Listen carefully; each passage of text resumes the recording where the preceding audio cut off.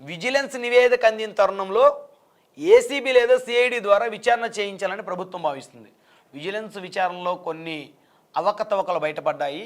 ఈ అవకతవకలు మరి బయటపడిన తర్వాత ఈ విజిలెన్స్ నివేదిక పూర్తిగా ప్రభుత్వానికి అందిన తర్వాత ఏసీబీ లేదా సిఐడి ద్వారా విచారణ చేయించాలని ప్రభుత్వం భావిస్తుందంట. అంటే వైసీపీ మాజీ మంత్రి ఆర్కే రోజా గారు, అదేవిధంగా మాజీ శాప్ చైర్మన్ బైరెడ్డి సిద్ధార్థరెడ్డి గారుల అరెస్టుకు రంగం సిద్ధం అవుతుందా?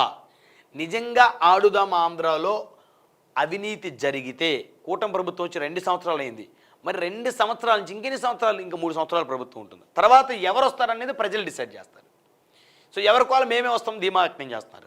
అంటే ఇంకెన్ని రోజులు నిజంగా ఆడుదాం ఆంధ్రాలో అవినీతి జరిగితే, మీరు చెప్తున్నట్లు 40 కోట్లు అంచనా అయితే 100 కోట్లు దాటిందని, 40 కోట్ల అంచనాతో ప్రారంభమైన ఆడుదాం ఆంధ్ర పూర్తి అయ్యేసరికి 100 కోట్ల పైన ఖర్చు తెలియదంటే 60 కోట్ల రూపాయలు అవకతవకలు జరిగాయా? ఏం జరిగాయి? దుర్వినియోగం అయ్యాయి? నిధులు ఎవరి జేబుల్లోకి వెళ్ళాయి? తేల్చాల్సిన బాధ్యత కూటమి ప్రభుత్వం మీద ఉంది. 2 సంవత్సరాలు గడిచిపోయిన తర్వాత ఇంకా ఎన్నాళ్ళు చేస్తారు?